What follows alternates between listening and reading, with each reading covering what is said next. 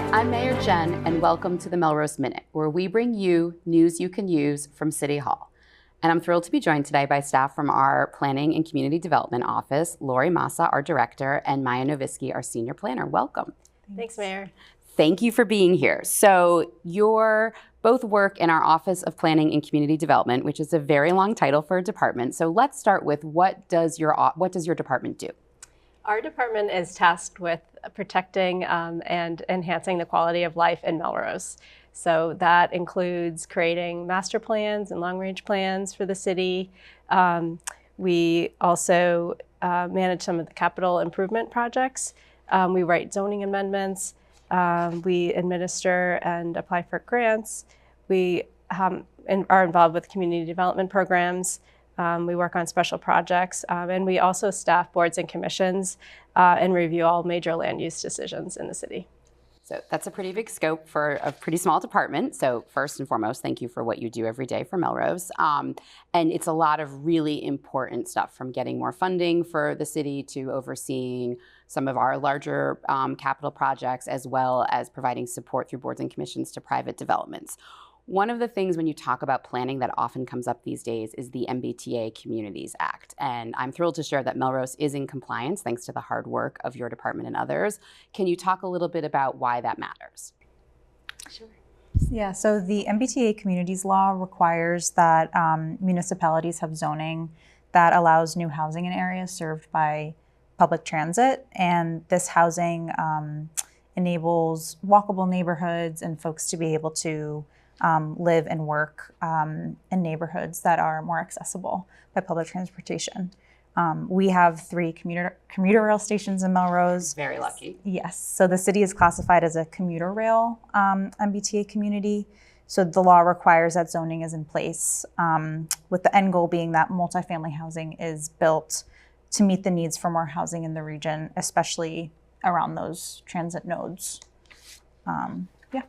So that's great. So just to summarize, it's a state law. We are in compliance, and we had to do very little thanks to the long-range planning of your office and our planning board and our ZBA and our city council to be in compliance, which is different than what we've seen from some other communities. If folks are reading in the news, it can be fairly contentious, but we were really already doing the work of building housing along the transit corridor. So that's great. And what are the benefits of being in compliance with the MBTA Communities Act for Melrose? Sure. So we are in compliance. We were able to use existing zoning districts, which there were only a couple of communities that were able to accomplish the compliance using existing districts. So we're proud of the work that has been done in the city over the years with zoning. And so those districts are the medical business district, the urban residence D district, our overlay district along the rail corridor, and the smart growth district in the southern end of the city. And so all these zoning districts are within a half mile of our transit stations, so our commuter rail stations, and at the southern end, the Orange Line station at Oak Grove. And these areas are places that our long-range planning and our zoning goals have encouraged development to be happening. So this MBTA Communities Law fits within our master plans for the city. And the benefit to Melrose is that we are able to apply for a new grant funding source for communities that are compliant. And so we will be looking to do that. And also, if you're not compliant, then you're not able to be eligible for state funding. So that's grants for infrastructure, things like roads and water and sewer, and then also for discretionary funding that the state has. So communities that do not comply aren't able to apply for those grants or get that discretionary funding.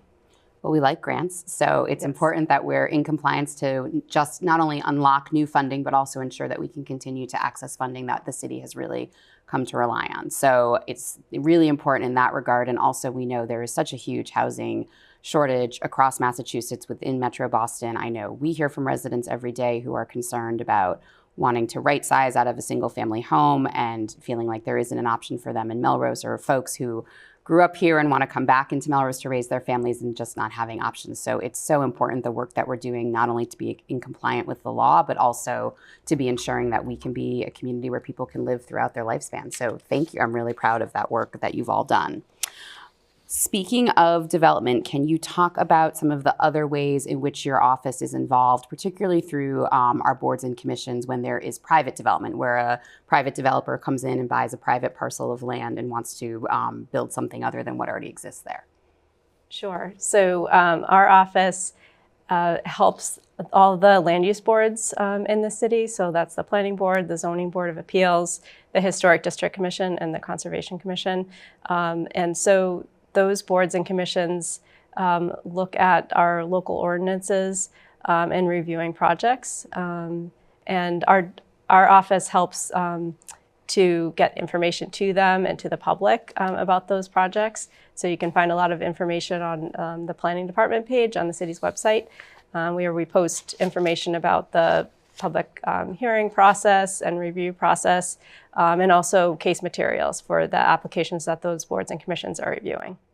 That's great. And just to remind folks, those boards and commissions are staffed entirely of volunteer residents who I have the privilege to appoint, the council approves, and then you all provide the staff support as they make decisions. And they're doing that in a really complex legal and regulatory environment. Obviously, we need to be complying with all of the state laws around housing. And of course, with private development, there is a limit to how much the city can say yes or no. So I know one of the things that those boards and commissions are always considering is, if it's in compliant with the law, we are largely obligated to say, yes, proceed. Yes. So those boards and commissions are looking at the regulations, and also depending on the kind of permit that is being requested, they look at the findings and if the project complies with those or not. And that includes all of the technical information as well as the public comments that come in during the public hearing. And generally speaking, if a project complies with the regulations and the board can make the findings based on all of that material,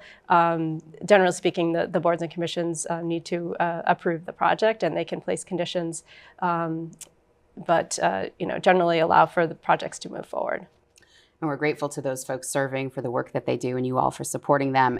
It's complicated. It involves things like 40B and all sorts of numbers and letters that can be confusing or unclear to the average resident. Your department has done a really comprehensive overview of some of the state housing laws that's available on the city website. I definitely encourage folks to check that out if they're looking to kind of dive deeper into the world of municipal housing and planning.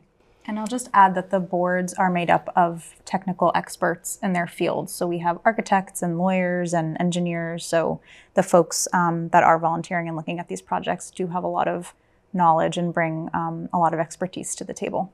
Yeah, as they help to shape the community in which they've chosen to live. Yeah, that's a really great point. Thank you for bringing that up. One other change that's happened at the state level that can also help us to address housing at the local level is accessory dwelling units, or ADUs for short, also known as in-law apartments, or I think some people call them granny flats. And those are now allowed by right in the city of Melrose. Can you talk a little bit about what those are and why that's important for residents to know about? Yeah, so an ADU is a smaller residential unit on a lot that already has another principal structure or residential dwelling. It can be attached to or internal to the principal structure or detached, like a garage or a carriage house that could be converted. And these units are really the thought process is that not everyone wants a large house, or if they want to downsize or a starter home. These units are really great for just expanding the types of structures that we have that can house kind of different needs. So we have taken a look at the different typologies of houses in Melrose and the different sort of lots, and there's a lot of information on our website that has diagrams and information about zoning and building codes that the structures would need to comply with. But it's just another great option for expanding the supply of housing. Right, and really to think about multi-generational housing, with the idea being maybe you have a family in the main house on the property, and then there's, grandma and grandpa are able to have a smaller independent unit there, and that's really important. And we also limit, these have to be for people to live pretty much year round. They can't be rented out. We're not looking to create Airbnbs, and also they have to be self-contained, right? Bedroom, kitchen, bathroom. So great. And if folks are interested in learning more, I know we're starting to get some applications. Who do they go to first? Yeah, so they can, of course, always call our department, and we're always happy to answer questions.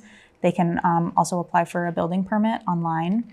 But we find it's most helpful to have conversations with people that are interested in, going through this process, because it can be confusing. So I would recommend just giving us a call, and we can try and answer any questions. We appreciate that. I know you two are always happy to help. So thank you so much for being here today and talking very quickly about some really complex and important work that's being done in the city. I'm so grateful for having you. Thanks. Thank you.